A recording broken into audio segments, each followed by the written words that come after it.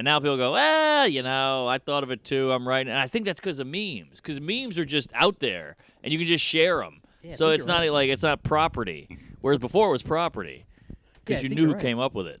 Yeah, I think you're right because there's always that would be that somebody had a joke similar. Like I remember Rogan had a joke one time, and Geraldo had like a similar kind of joke. Mm-hmm. So you could I guess differentiate it happened with Louis and whoever else who did the joke first or whatever. But when you have so many fucking memes coming out like thousands and thousands a day.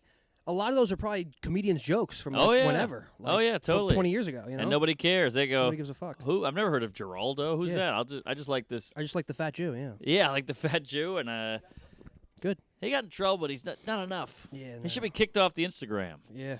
If you're gonna kick Ari off for saying horrible shit on Twitter, kick off a guy Ari for stealing. Banned from Instagram or Twitter? Twitter, but he's back. Oh, yeah, okay, he's back. He said, "I'll kill you, Bert," or something like that. Yeah. So what do you think of social media comedians, like comedians who've made a lot of traction on social media? I think it's great. It's a double-edged anal because it's good and it's bad, but it's bittersweet because now you have bad comics getting out there and people are like, oh, this guy whatever Joe Blow is just as good as Tom Segura. They're on the same level. They're both online. And you're like, no, it's different. So that part sucks, but it's good for a guy like Schultz or Sam Morrill, who are great comics, who the industry walks all over and doesn't care about, and they put out some horse shit, but they won't put out Sam. So good, get him online. He should be in the public eye. Hell yeah! I heard you say "fuck the industry" today on Tuesday's recording today, but yeah, they bum me out. They're so dumb. Like I did a web series today with Jessica Kierson, and she's so funny. Great. And she has never had a special, never had any of that shit. She's like 78 years old. Nobody will help her out. And Bill Burr just gave her a special. So it's that's what we got to do now. We got to put shit online. We got to help the comics. Well, yeah, so I was going to say, I feel like, I don't know, I probably followed you for a couple years on Instagram, but I feel like in terms of just putting your jokes, you'll put your bits right out when you're doing them on stage, and you'll just put them out on Instagram now. Yeah. And you're a lot more interactive on the story, reposting people's stories, the Snapchat, stuff like that. Yes, trying. But has that helped you on the road and a little booking rooms a little bit? A little. Packing out rooms a little bit? I just did a tour with Bert, and he's this social media fucking wizard where he knows how to Bert market Kreischer, everything. Yeah. Unbelievable, yeah, the machine. And he's like, you got to do the thing. He's like, you have good jokes, but no one is tethered to you. No one's going, that's my guy. Look at Theo Vaughn. Theo Vaughn is huge. Oh, huge. Selling out everywhere. Came out of nowhere. Just boom, blew up. Never heard of him until 4 years ago. Exactly. Now he's adding shows and everything's sold out. But because he's who he is and he's interacting, he's talking to you, he's got the camera in his face. I can't do that shit. I'm a writer. Yeah. I can't hold the camera up to my face and go, "Hey, everybody, it's Taco Tuesday. What's shaking?" That's what I try to explain to you. Norman is what I consider proponent of this whole social media wave, similar to Schultz, but still a writer. Has to get jokes out and construct it and craft it and make it into an act. Yes. Because I saw you. I guess Bert was selfieing you guys today, and he was like, you never put yourself on the Instagram. You just repost others, but you never put it on your own face. Yes. Because I know you're weird like that. I feel weird. Yeah. So that's what I try to explain that stuff to him, and he's like, "Why not?" And I'm like, "Well, he's a fucking comic. He'd rather write good jokes." Yeah, and I'm like, I have nothing to say, and I feel like who's gonna give a fuck, Hey, this is my agent coming in. How you doing, sir? Thank you. Wow, this guy's bored out of his mind. Appreciate it. All right. Do you think a huge podcast like Rogan is the new Johnny Carson show? Oh, completely. You came up on late night television. Do you think it's the same now than it was when you first started? No, I do it for fun now. I'm doing another one in July, and it's fun to get the set together. It's a tightrope. You might bomb, you might kill it. The stakes are high, but nope, they're not gonna make or break you. And then I like that they put the clip on YouTube. Then I can take the clip and I can cut it up and I can put on my shit. Yeah. So it has nothing to do with numbers at all. It's just it's fun. You get to put a suit on. You go to a TV studio. It helps your career in no way. I feel like it's a different audience who's watching late night and then listening to podcasts more intimate. Especially if it's like Theo Vaughn, Bert, or Rogan. I feel like if you go on there, it's helping you with ticket sales, everything. Way more. People want to get to know you, and not to mention, you want to really get down and gay here, but podcasting is the last thing where you can be honest. You're sitting on the couch on Fallon, and you can't. If you go oh, my wife took it in the ass, he's gonna go, oh, turn the lights out, shut the show down, you know. Yeah. Even though he might fuck his wife in the ass. Yeah. And so like Jeselnik was just on. He talked about how Fallon drinks a ton and all that. Yeah. And that went. It went viral. It went quick. huge, because it's Rogan, and then that made it even go nuts. And I was just like, yeah, that's just out there. Like, Yeah. Jokes that make him look like the good guy. How funny is that? But he really talks shit behind the scenes at bars and stuff. Oh, yeah, that's what they were getting into. Yeah, because it's a Tonight Show. You got to, everyone's got to love you. Yeah, exactly. So like people hear that shit and they go, "Look, we're sick of being jerked around. The internet's out there. This isn't the '70s where everybody goes, "Hey, how you folks doing, gentlemen's and germs and blah blah blah." You know, everybody gets along, and men and women sleep in 2 different beds, and nobody fucks. You know, like those days are over. It's like, come on, we got porn in our pocket now. Like, let's just get into it. And I think that's why Rogan's so popular, and that's why like comics like. Those fucking morning shows you got to do on the road, like Good Morning Sacramento. The Cleveland one that went pretty big was fucking hilarious. I sent you that. They're so dumb. Thank you. That's they're hilarious. so silly because it's the opposite of comedy. Comedy's all about being real and telling the truth. And they're like, so how'd you get into comedy? And you're like, well, I was molested. And they're like, and the cameraman just goes, ooh, you know, like, well, yeah. That's the thing, like Schultz is doing. It's like, put yourself on. Like, he got screwed over by networks. He said, fuck it, I'm putting my own content out. Yeah. Who cares about these radio shows that are asking politically correct questions? Why not just create your own podcast, create your own YouTube shit, and just put it out, you know? Yeah, and also the industry is everybody's scared now. It's all about quotas now. Like, we got to have a guy in a wheelchair. We got to have a transgender person. You're like, but are they funny? Right. We don't know, but we just don't want to get yelled at. And you're like, well, put the funny people on. Who cares what they look like? Well, you know, what if the NBA did that? Blah, blah, blah. We've all heard that argument. But so, yeah, Schultz is a funny guy, and he's doing it his own way, and I love it. I hate these gatekeepers. They're always wrong. Every now and then they get it right. Hey, you put a Zagor on or put an Ali Wong on, you know, like, and they blow up. But what did they put out? 8,000 specials last year, and 5 are good? Yeah. You know? And how many funny guys are there out there that you know of? That Nick Griffin can't get a special, you know? It's crazy. Big J can't get a special. Do you think something like Netflix could blow up and go away down the line because it's getting so oversaturated? I'm so bad. Like Schultz can talk about this shit all day. I can't predict anything. I think Netflix is kind of too big to fail at this point. But who knows? I mean, maybe everything fails. America failed. Can you? You were talking a little bit about it. Can you be a comedian and not know anything about comedy? Like, because Gary Owens was on Brilliant Idiots talking about how he never watches anyone do comedy and he doesn't watch any Netflix specials. He just goes up, doesn't write jokes, but just talks on stage and tells stories. I don't know. I think that's weird. I think it's weird to not love comedy enough. Like, you know, these guys, like, I've never seen a Carlin special. You're like, well, that's stupid. Yeah. It's great. You would enjoy it. Maybe give it a shot, you know? Like, to me, that's strange. I think you could do it, I guess, but, like, I've never heard anybody be like, you ever heard that Gary Owen bit?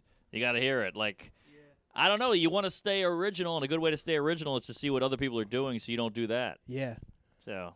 Yeah, I know you're like a sit at home and write and say it out loud kind of guy, right? And all these people who like Schultz or like Gary Owen who go on stage, Burr, and like work it out on stage. But you're more of like a format kind of like you know what you're going to say before you say it, right? Yeah, Most of the yeah. time? And it just came from years of bombing. Like I was an alt scene guy, so like you had to have a joke ready, like printed out word for word almost for it to get the laugh because you couldn't go up there and fuck around. They would just stare at you. Yeah. So I think I'm a wuss. I get scared of silence. Like people are like, you're such a joke guy. You got a million punchlines. I'm like, yeah, because I'm scared of bombing.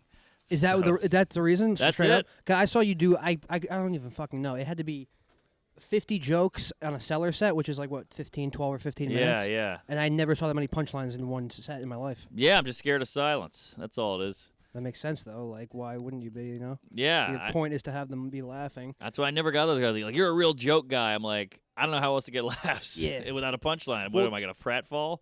Shout out to Bert, who just came off the tour with Bert in Europe, and he's kind of a story guy, or like long drawn out stories with ebbs and flows and climaxes and bits. You like watch him like you don't really know how he does that. And then I remember you on his podcast, and he doesn't know how you write so many jokes. Right. So could you like see that when you were on tour with him? Totally. And like he would help me with my jokes. He's like, you got to stretch out and build, and he's right. And I would punch. I gave him a ton of punchlines. So like we kind of helped each other. And I opened for Burr once, and he was like, you got to do stories. It's all about the stories. I was like, I can't do stories. They're too long. What if it bombs at the end? You go this whole way. And he's like, you got to learn how to do it. So that's like me. Podcast helps though. Podcast might help your stories. I agree. Storytelling and radio. Yeah. Yeah, do you think a podcast, because you guys do Tuesdays with Stories, which is stories, so that's Yeah. like Yeah. the stories you fucking tell about like the airport and the clubs and going around those, like you could turn so many of those you turn them into a bunch of jokes on the stories with like funny kind of yeah. punches or whatever. Does that help you on stage or no? Totally. But again, there's no audience sitting there. Like, if you've ever listened to one of our live episodes, Yeah. we're not killing the whole time, and we're like freaking out. Yeah. You know, Yeah, so I've noticed that, yeah. we're just anxious, insecure lunatics. So the stories, I can't do them on stage because there's too much air in between. It freaks me out. You just said you were anxious. How can anxious guys get women? Because Zappy is a huge fan of what you do, and he says that you at one point got a ton of women when you were single. It was all comedy, but I think it's just like you go on stage in the beginning and you're like freaking out and you're frazzled and you're nervous and every line that doesn't work makes you freak out. But it's the same with women. Like, I used to talk to girls and be like, "Oh shit, she hates me, I'm bombing," and then you would of course get nothing out of it. But if you just do it like a set where even if it's not going that great, pretend it is. Just fake it. Fake it the whole time, because you got to remember she's freaking out too on a date. So if she's freaking out and you're pretending like you're not freaking out, she thinks you're cool. So I think just fake it and, have some stock lines and compliment, ask questions, pretend to care. Did you ever do a joke on a date and she knew it from your YouTube, or she knew that you were getting? Oh, no, I don't do material, but I had like dating tricks. Gotcha. Like, I had dating stuff that I would do on a date that I would always say. Like, I had a couple killer pickup lines where I'd like hit on a girl and be like, "Man, I'll tell you if I wasn't gay," and that would always work. So stuff like that, where I had a couple stock things, not shit I did on stage, but stuff I would only do on dates, and you just got to do it over. It was like sets; you got to do it over and over. I remember I was so bad at, like, I had no game, and then you just kind of throw yourself into it, and it's embarrassing, and you fail, but then 6 months later, you can date anybody. Right. Yeah, you relate to this, because I feel like you do a lot of jokes where it's like you hate the whole, because you're like this. I'm a little bit too, but like you hate the whole going out on a date, figuring out what we're doing. The worst. Instead of just getting to the point and being like, if the case you want to have sex with her, kind of just straight up ask, or at least allude to it quickly, so you can just see where it's gonna go. It's like you've been in situations with a girl's like, she's trying to settle down or she's trying to do whatever, and it's fucking harder, and then add comedy into it. It's like, Oh yeah. Also, does like comedy or podcasting has it ever got you in trouble with women? Like, does it help, Sure. or does it hurt? Because sometimes I feel like your comedy could be so honest that women might think you're talking about them, or they might get offended by what you say, and it will help you. It will hurt you. Well, the whole early onset of my podcast was me talking about girls I fucked. Yeah. But I would never say their name or what they looked like or describe. I didn't want them to get in trouble or anything. But they would listen. They always knew, obviously. Like, oh, that was me in that hotel with the dildo and this and that and the donkey or whatever. But, like, that got me in a lot of trouble. And I would, like, have to delete a few or edit. Oh, really? Yeah, because I didn't want to get sued. Or who knows what could happen nowadays, Right. So I got rid of that. But, it got me in trouble. But I think if a girl sees you on stage and you're doing an offensive joke and she gets bothered by it, then you don't want to hang out with her anyway. Yeah. That's weird. Cool. Well, you got a girl now, right? Am I allowed Yeah, to- yeah. So, like, does she see you do shit on stage? She doesn't give a fuck. She gives a fuck if it sounds like I'm single. Okay. Yeah. I could talk about her all day. Like, she actually prefers that because she wants that way out she- there. Yeah. I know so what you mean. Yeah, I've heard you if, say that. if yeah. I jizz in her tuna salad and she's pissed about it, but I talk about it on stage, she's like, "Great, as long as I'm in the act." All right, single Mark. Do you think like the online dating scene is weird? Like, do you think there's a lot of red flags with matching women online? Do you think like everyone online is just hard up to get laid, or there's always something going on with them? No, I think everybody's a weirdo. We forget that. We act like all we do all day is cancel culture and shit on people on Twitter. We pick we're shitting on Norm Macdonald today. We're shitting on this guy today. We're shitting on Roseanne today. So, like, but then you go on Tinder and Bumble, and you realize, oh, everybody's fucked up. Yeah. This lady's crazy. She's a cutter. This guy's a fucking, roided out weirdo. Like, everybody's got their own shit. Right. He's a pedophile secretly, whatever it is. So, Tinder was tough, but it was such a good thing for dating because you could just cycle through, like. It's just Like Yeah, you it's were efficient. mostly using it just to fucking get laid, right? Just to get laid. That's the only Exactly. reason I was using it. Yeah. I didn't want anything else. Yeah. So like that's what. Yeah. Well, you You never know what girls have. Talk about why you get scared and all that shit. Yeah. Well, girls, you don't know if they're like have STDs or anything, and Well, they're yeah. fucking everyone. If they want to bang you in one night, who else do they want to bang? You know Well, what I'm you saying? just wrap it up. Yeah, true. And just a lot of shit. One girl called me a woman hater from Tinder because I wouldn't go get a drink with her because she lived too far away. And then she listened to the podcast and she heard me talking about the story. Yeah. So that's why I was asking about, like, do you get shit for stuff in your sets or on I the see. podcast? Woman hater. What? See that? I hate that shit. And then she was you like, know? I'm just kidding, but I really like to go out with you. And I was like, oh, that's kind of weird. Yeah. You know what I mean? That's a flag right there. God hates. Yeah, whatever. Fuck her. Well, you're not gonna drive there anyway. Tell her to come here. Yeah, What are you, a right? man hater? Come to my town. How about that? Equality. He's all for equality, yeah. What else? I mean, I heard that, like, I heard comedians say that sometimes the funniest comedians aren't that great on stage because they don't have to work for it. They don't have to put the grind in. Like, if you were at the Comedy Cellar outside, they might, like, be funny as fuck in a Yeah. group of comedians. But on stage, they're, like, okay. Yeah. Because they don't work for it because they're already so funny. Is there some truth to that or no?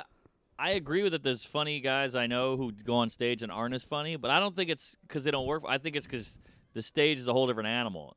That's a being funny. You got to like translate it to an audience. That's the hard part about stand-up. It's that weird tightrope walk, you know, of like getting the audience to get it, timing and all that shit, and setting up the punch and whatever.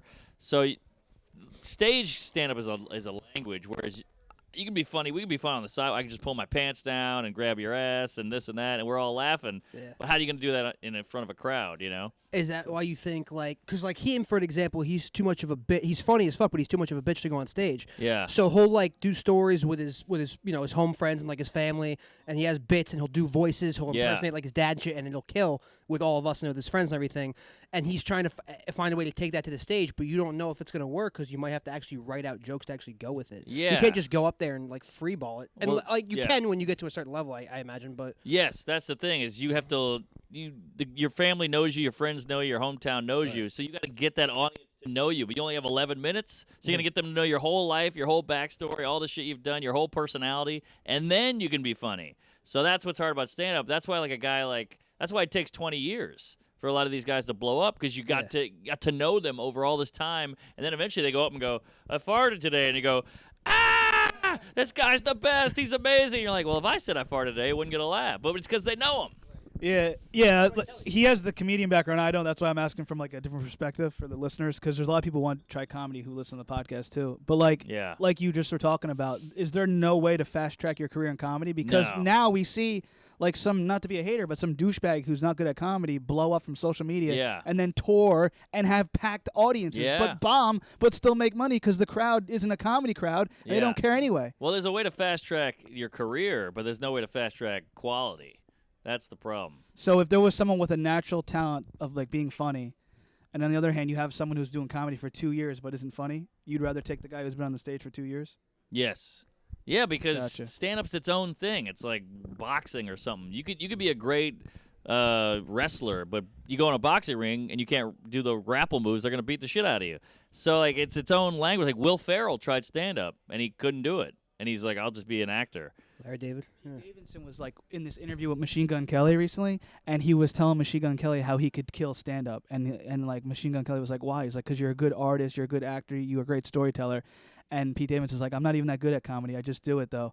And like he's like, you would kill to Machine Gun Kelly. So I was just thinking, like, if you're like a rapper or an artist, would you be better at comedy? And now you see Stormy Daniels doing comedy too. I know. So I'm like, it's almost like you would think, fuck it, if they could do it, so can I. Sure, and and that's why comics hate when Stormy Daniels or Pauly Shore or Chris Kattan or Steve-O or any of these cunts go on stage. That's what I 'cause it tell you. Totally and diminishes the art form. Yeah, like it's not like he like not to keep going back and forth, but like he'll come from a mindset. It's like, why not just fast track and go on social media or something to that effect, even if you're not funny. But then, but be a real comedian. But then you can't get mad at Alex's, our other co-host, some of the older school comedians, Mark Norman, who don't want to do that because they'd rather be funny, have a long career. Yeah, but but that's 15 years in. Too. Yeah, he's been doing it since 06, 07. Yeah. 13 years. So I mean, but like you can't hate on people who are going to inevitably get mad at someone like a fucking Steve-O or Lil Tay or whoever the Yeah, fuck does and comedy and I'm gets not up mad and, at Steve-O. you I know, get he's trying to get a paycheck, and people will come out to see him, and that's those idiots' faults. They're like, we got to see Steve-O. You're like, yeah, but Schultz is better. Well, we don't know Schultz. I'm like, yeah, but he's better. So, I mean, who would you rather fuck, Oprah or some model you never heard of? Yeah. Oprah. Go from the Chappelle sketch. Yeah, well, go fuck the model, but just because you heard of Oprah doesn't mean she's hot. That's You a know good. what I That's a mean? good comparison. Yeah. But yeah, I would fuck Oprah too. So I don't know. Do you?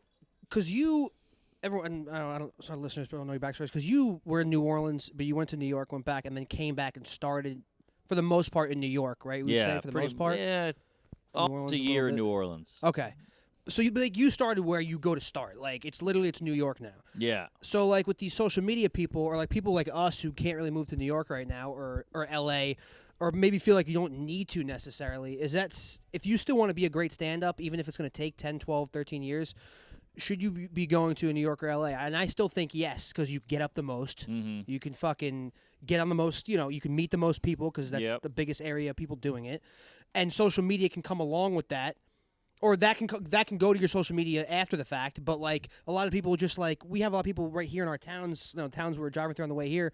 Like who's that guy who fucking lives down in South Jersey and just bought like a house and a car because he puts up the Instagram videos. So YouTube people, like those are people who don't necessarily got in the game to do stand up. They kind of got in to maybe be bigger, and then stand up comes with it. Like okay, now I can do stand up because I have this fan base. And you have to Yeah. get the fan base first. Yeah. Well, so what's the question? That's kind of like he was talking about. That was like the Steve. You actually are known or famous or have any credits. Okay. I mean, you could. It's hard. Yeah. I mean, because then they'll come out and see you and be disappointed. But I feel like you could play it off though. Like no one knew Joe Rogan before he was famous, right? And he did stand-up comedy and karate. So you could say you were doing stand-up the whole time, but actually start doing it and get real with your shit, and then blow up on social media. But obviously, I think you have to do stand-up first. yeah, you could do that. But you got to be grinding it out and getting good. Because, I mean, Stormy Daniels, I would almost be curious to see it because she would just taking the mic out of the stand, all that. Like for us, you do comedy long. That's just I don't even think about that. You just go up and go, "Hey, everybody, how you doing?" That takes a minute. Then you gotta remember the first joke, second into the second joke, all that. It just takes time and reps and reps and reps. So like, you gotta work it out before people see you. Yeah. You'll expose yourself. Yeah. But then the thing about New York or LA is, I think you're better off going to Chicago to start than LA. I think New York or Chicago is better than LA Wow. to start. Right. I never heard that. Chicago has a couple clubs, got a bunch of Yeah. bar shows. I always knew Chicago was a great comedy city, but yeah, They say LA's fake. A lot of people when I asked them. obviously. It's yeah, definitely fake, and is. everybody who lives there they got all the big, like D'Elia and Sebastian and Burr and Jeselnik and Rogan and Theo and Kreischer, Segura. These guys are all millionaires. Yeah. And they're in L.A. Yeah. So good luck trying to start there. That's what I want to ask you because Schultz said this on, I guess, I don't know, he said it somewhere. If you name a big New York comic, someone who's from New York, they're usually someone will name someone older. You'll name like Colin Quinn Yes. or Attell or something like that. Yes. And you name the LA people, and it's Bert and Theo Yes. and D'Elia and all these guys who are still in their 30s because they've garnered such huge success off their podcasts and off of social media and stuff like that. Mm-hmm. So Schultz is trying to get to New York to be like LA, how that Yes. scales off. But like I don't really know the comparison there. I think it might be easier in LA because I mean I don't know why. Maybe they're not always focusing on the same. I feel like New York's like a grind, get up as much as you can Yeah. night. LA, you could get up maybe once or twice a night some weeks. Yeah, because you got to maybe. drive everywhere. Yeah, my You theory can focus is on other stuff. Schultz is completely right, and everybody goes, "Why is that? Why is L.A. killing it? Not this and that." I think L.A. is they have Rogan, Yeah. so exactly. he's already. he's the Godfather. You have the Tonight Show over there, so you're like, Yeah. all right, I can just do Rogan. But B, most of the comics there, and this is gonna sound like a dig, but I don't mean it as a dig. Most of the comics there are very personality driven.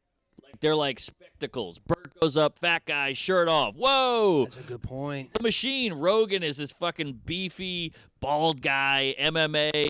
Theo's, hey, I got a mullet, I'm Southern. D'Elia's the hot guy with long hair and cool sneakers. It's like, each comic, you're like, Jeselnik, fucking blonde hair, dark, dead baby jokes, deep voice. Boom! You have Shab. I'm a fighter. I'm a MMA. You got Brian Callen. I'm an actor. Yeah. I'm all over the place. Everybody's like, whoa. Whereas you see Attell, he's this meek Jew. He's 4'1". He's wearing all black. He's just spitting out genius lines. He's throwing gems at you. So you're not like, we got to go see this guy, even though he's better than all of them. Yeah. He's more brilliant than all of them. They'll admit that. But, he's just like, in it for the art. He's like a classic pianist just going, where's they're fucking rocking out? And you're like, oh, I'd rather go watch the guy rock out, even though the pianist is way harder. Exactly. Do you think, like... Well, like Bert said, it's kind of like you got to brand it right? It's all like branding. they got a brand behind them. That's the thing. Yeah, Bert's wearing an Indiana Jones hat. You think that's an accident? He wants you to see that hat and think of him. He wants to see the belly, the shirt off. I mean, it's pretty clever. It's genius marketing. Would you want to get... When you were on tour, Bert, these past couple weeks, did he do the machine story on every show? Yeah. He's got to do it. He has to, right? He does it at the end. It's like a Stairway to Heaven kind of thing. Right. Like, here's my big finale. Right. And the place goes fucking ape shit. So are you a proponent of like of how personality driven like LA are to getting like New York? Like look at like a Legion of Skanks. Yeah. So Legion of Skanks has like a Big J and a Dave and a Lewis who probably aren't as huge as like the other guys. Yes. But they made such like an empire podcast that they Yes. can still pack out rooms literally because of that podcast. Mm-hmm. Because it has such a core fan base. So that's like a good example of like a New York in terms of a podcast or other stuff getting you more recognition and more hits on YouTube rather than just having amazing jokes like Attell. Yeah. So like, do you see like any of that changing like down the line in terms of LA scaling more to how like New York scaling to more how like LA is? Yeah, it's gonna happen. It's just a different kind of city. We'll never be where they are because they got like an empire. I mean, they're huge. They're all getting. I watched their clips online. Me I'm too. like, wow, that has 500,000 views and it was put up yesterday. Yeah. Like that's insane. They're way ahead of us. We'll never catch up. But Bert Kreischer, fun fact, is in town this week doing Something's Burning, which is his web series where he cooks with Bill Burr. He cooks with whoever, and it's all really funny. Yeah, so we rented a house in Brooklyn. That's awesome. I show up. I did it today. It was like Ari, fucking Joe List, and Sam Morrill, and all these guys all hanging out in this house. Jessica Kearson, Bonnie McFarlane, Bobby Kelly, Michelle Wolf. We're all in this house together because we're all shooting at different floors, and everybody's doing a podcast up here. Wild. And Bert's like, look what I'm doing. Look what you guys could be doing all the time. But you're just sitting there writing jokes like fucking idiots. I bring one house in here and I fill it up with all you guys. You guys never talk. You see each other at night. You're in here during the day. He's like, look what you could be doing all the time. And he said like, that to you guys. He said that, and it blew my mind. I'm like, you're right. It was like a festival in this house with all these floors of comedians just jumping around, filming shit, shooting shit, talking on mics, and that's what we got to be doing. But we're just like, that's not comedy. So it's a little bit us being closed-minded. Yeah, so in a way you got to have open mind. Like Schultz said, he's not going to hate on a social media comedian, but like at the same time, he's a real comedian. Yeah, exactly. I'm not mad at those guys either. They're trying to make money, and they sell out, so why wouldn't they do a show? But they're not comics. Yeah. Is it Cowan, right? From Brian Cowan. Yeah, he said fuck acting. Like he's telling his kids not to act. Like why try? It's like real hard. And like the credits helped, obviously, but now it's a new game with social media, with putting your clips up on YouTube, just having your own like creative freedom. He said Totally a new game. And you're silly if you don't jump on board because it's right there for anybody. Yeah, I couldn't believe it. Like, yeah, well, I want to know, how do you do that without selling out? Like I know I'm not a comedian, but say if I did comedy and want to do podcasting and video stuff like that, how do you do it authentically without selling out? You got to do the work. It's like if you were a bodybuilder and then you just started working out. You're a fat, plump, weak fuck, but you're filming yourself working out, and everybody's like, "What are you doing?" He's like, "Hey, I'm just getting out there. I'm on social media." And you're like, "Yeah, but you got to still be buff by the time the camera starts." You know, so like you got to get good and then film it. Yeah, I couldn't believe that because like Callan was saying in another episode that he just started really like selling out rooms the past 1 to 2 years, past year, 2 years, and he's 52 years old. He's been doing it for 25 plus years. Yeah. And he said the podcast with Schaub helped a lot, and he he had just done a show at the Improv in like Kansas City or something, and he sold it out, and people were like, "Oh, Brian, you're doing amazing. You're selling out everywhere." And he's like, he's trying to explain to them, it took me 25 years from fucking grinding. Exactly. Like, it doesn't just it can't just happen. Yeah. It's like Lil Duval. I don't know if you're familiar with him. Sure. He's pretty much Charlamagne and everyone else was saying his Instagram's like a TV network. Yes. Like fuck it, fuck a TV show. Just use Instagram to get your following and fans, and they're so interactive. And he even he's a comedian as well, but he performs and he raps in songs as well. And he says it helps too. And the Instagram is literally like his TV network. Yeah, I completely. You guys ever hear of Gary V? Oh God, yeah, he's obsessed with him. Yeah. Great. I love Gary Vee too. So smart, so cool. Yeah. He had a great line. He said, "The TV is now the radio, and the phone is now the TV." Yeah. You know, back in the day, the radio, every kid sat around the radio in the 40s and just listened and stared at it. And then the TV came out, so everybody's like, "Fuck the radio." You know, this is the thing. And now the phone is the TV, and the TV is the radio. That's 100% right. Yeah. Document number 3 and 2. Yes, that's a great line. Wow. That blew my mind when I heard it. We're all sitting there. That's what New York's doing. New York's trying to create. New York's going, I need a new joke. I need a new joke. Yeah, yeah. Where Theo's going, I'll just film me at Walmart, and I'll get way more views than your joke. Even if it's the most brilliant joke ever, I'm at Walmart. You guys are doing all the hard work. Like Gary Vee said, it's harder to write a TV show, harder to write a comedy Yes. script, easier to film yourself talking about Rogan's podcast and what he said and why you agree with or disagree with Totally, it. totally. You know what I mean? It's and crazy. game. Also, not to mention, this is a bigger note, but no one's connecting anymore. We're all on our phones. We're all watching Netflix. So, like, it's fun to hear just two people talking, like having a real discussion. You're Yeah, like, that's why podcasts are great. yeah, like humans evolved through conversation and storytelling, and that's how we used to connect. And now we connect by listening to other people do it. Because you can do it while you drive, you can do it while you cook, you can do it while you shit. It's just right there. I feel like sometimes we get overconsumption of shit, though, and we don't always take what we listen to, and we can't because it's always so much going on. Totally. It's like you can't even fucking focus on what you're listening to. Sometimes. Yeah, I'll go on a 6-hour flight, and I'll put my ear pods in. I'll put a podcast on. I'll fall asleep, and I'll wake up and like 4 podcasts have gone by, and I'll go, Yeah. all right, I got it. I listen to all those, That's me. even though I was asleep the whole time. Well, I amp up the speed so I can listen to like a 3-hour podcast in like an hour. Do like, you really? Yeah, I'll put on like a 1.5. Does that work? It works fine. I don't put it on like motor speed. I put it 1 notch above normal. Like I'm not listening to Rogan for 3 hours. I'll listen to it in an hour and a half. Interesting. Yeah, I do that all the time. It's like speed reading. Yeah, and you could listen to like 10 podcasts in a day. But you, And I'll remember the stuff that'll stick out. Yeah, All I'm right, remember. all right. Like I listened to fucking Santino on Rogan today, and I Yeah. can tell you a bunch of shit about it. I listened to it, 6 hours ago. I forgot I was going to ask him, is it passion over profit with you? yeah, for sure. I mean, obviously, I want to be comfortable, but yeah, I just like it. I love it. That's why I'm fucking in Summersville or whatever. Somerville, yeah, shout out to Somerville. Well, first I wanted to say, because you were saying you hate putting the camera on yourself, kind of like what Bert and Theo were telling you to do, That's and so just weird. doing your own videos over. But I know you were doing pitches in L.A. a few weeks ago, Yeah. and you could just go in and pitch a show, which is kind of still more old school. Obviously, it's great because you can get a show and get your own show and get a bunch Yeah. of money. But like, you can't align those two things where it's like you could go in and kill a TV pitch to a bunch of suits, but you could just fucking film yourself That's- looking like an asshole. Dude, you just fucking, yeah, you're so right. Now looking back, I should have just filmed all that, and that's more fun than the show would have been. Yeah, I'd yeah, rather because watch you that. missed. Yeah, because you missed the fucking pitch and you overslept or whatever. and Right, all that shit right. was a show, right? That's an Instagram show. It's a web series. It's like, why rely Yes. on these suit people who are going to take your money, too? You'll Yeah. probably make more anyway doing what you want to do. Totally. And let's And say more creative. Let's say I had an idea and I was like, "Here's my idea, HBO." They'd be like, "I don't know," but if I had just shot it, it might have just done great. Yeah.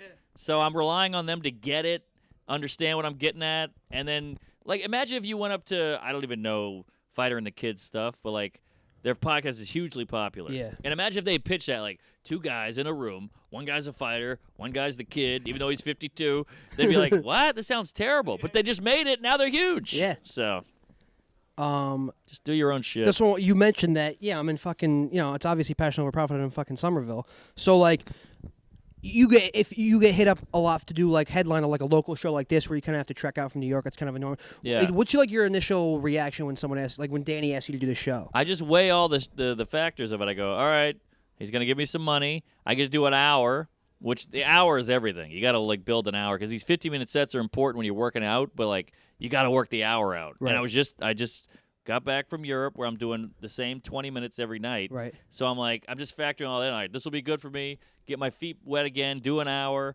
Run some new shit. Go into a place I've never been where no one has heard of me. So I have to get them. It'll be real comedy. It's not like my fans where I can just kind of coast. Right. So all that factors in.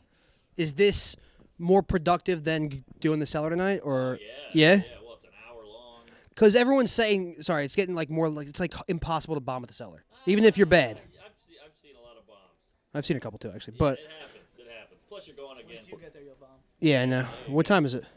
I don't know how long it has to go, but we've been talking for a while. I think it's what 8:14. It's been 36 minutes. I want to ask him. So that thing runs out at like 50 minutes. So. All right, well, All right. we'll wrap it up. So we've gotten to a lot. It's a wisdom and keys to success. I always ask everyone that. This is generic questions. Yeah. Give me a specific. It's Like Wha- your words of wisdom. like just anything really. That would be anything, and then the keys to success with comedy, because that's what your main thing. Keys to success. I mean, that's tough because if there were keys to success, you could just do it tomorrow. Yeah, we got like a lot of different listeners, like people who like porn listening, podcasters, comedians, just normal people. So that's why I asked that to a lot of people. Well, my girlfriend now she's like, just got fired from her job. I don't know if I'm supposed to say all this, but she's like, I will. No, it's fine. She's like, I will not take another sales job. I hated it. I need to find my passion. And that's a word of wisdom. Is like, if you know what you like doing, even if it's making jelly and you want to jar some jam and all that, just do it and do it all the way and do it 100% and go for it. And sure, but this is the problem. I go, all right, well, you like fashion. Go towards fashion. She's like, well, I don't want to start at the bottom and be it some fucking shit show seamstress where I'm just getting them coffee. I'm like, well, then just forget it. Then just drop. What do you think? They're just going to give you the best job where you're at Prada designing this shit at a fucking... No, you got to start somewhere. Then make your own shit. Make your own dresses out of the kitchen. Just start sewing shit. Like, just get in there. Stop weighing everything. She goes, well, I don't really want to do that, and that part I don't like. It's like, well, then you're all fucked. If you're already putting up obstacles, you haven't even started yet. You say that to her? Yeah. Because she's literally dating someone who's living their passion. Like, I know. Could you picture yourself doing anything better than this shit? Even though you come out to a fucking shitbag show in Somerville. I'm not saying it's a good place. But, you know what I mean? Like, you're still doing what you want. You're not fucking sitting at a desk or doing a sales job. I bought my apartment in New York. Yeah, I just got back from Europe. I can't complain, I know all these comics in New York. I'm at the cellar. I'm living the dream. I live in Manhattan. So, like, just start. It took 12 years, but... Yeah.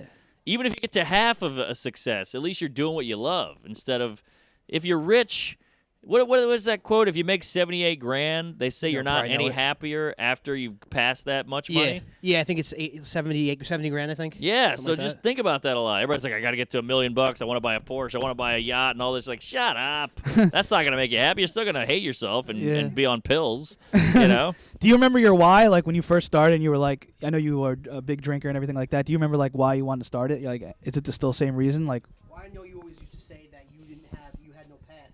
Your parents would literally support you to do anything at that point because you were like a drinking and fucking around and partying. So you had to find something, and then I guess maybe somebody took you to an open mic. I don't remember, and then you're like, all right, fuck it, this is it. That was it. I always loved comedy. I was always obsessed, and always. This sounds so cheesy, but I always felt. Bad student, kicked out of this, barely made it through college. I felt misunderstood. I always had weird thoughts, and you'd tell people, and they would be like, what? This guy's dumb. And I'm like, no, I think there's something there. And I think comedy is a good way to just go, once you get that laugh, you go, I told you it was something there, motherfucker. Yeah. Every hot girl that shot me down, every PE coach that went, shut the fuck up, you idiot. Getting a laugh on a weird thought I had makes me go, I knew it. I'm not crazy. All right. So that's a big part of why I like comedy. Adam Carolla said that like his family, his parents were saying like they want him to dig ditches for the rest of his life and work like a blue collar job. And he's like, you motherfuckers couldn't tell me I was funny. I know. And give me the confidence. Exactly. You know what I mean? And he's like, and then he really knew and got the last laugh though. Yes, exactly. There you go. That's exactly you put a button on it. That's a perfect way to put it. That's great. Because he was right in the end. Yeah. And it's hard because you're a kid, and the way you grow up, you go, maybe they are. Why would I be right? They're parents. They know more than me, but nah, fuck them. You know what to do. It's like parents who didn't go to college telling you to go to college. Right. That's mine. This guy's a pro. Yeah, I'll be all right. Fuck. We'll wrap it up. Yeah, here. let's wrap it up. All right, you asked your good question at the end to wrap it up. All right, Mark. Mark's at the Comedy Connection in Providence this weekend. Anything else you got coming up in New York or New Jersey? I'm at Bananas. Some listeners in LA, but, yeah. Bananas in 2 weeks in Hasbrook Heights, and marknormancomedy.com, and check out my podcast Tuesdays with Stories. Yes, great podcast. Thanks for having me. Thanks so much, Mark. Appreciate it. All right, guys, you can find us obviously on Instagram.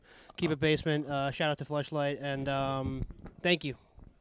We out. Thanks a lot, man. Appreciate it. Good questions. Good stuff. Thank you. Appreciate it. Good for you for starting a podcast. Yeah. See, even that's We welcome the newest sponsor of the podcast.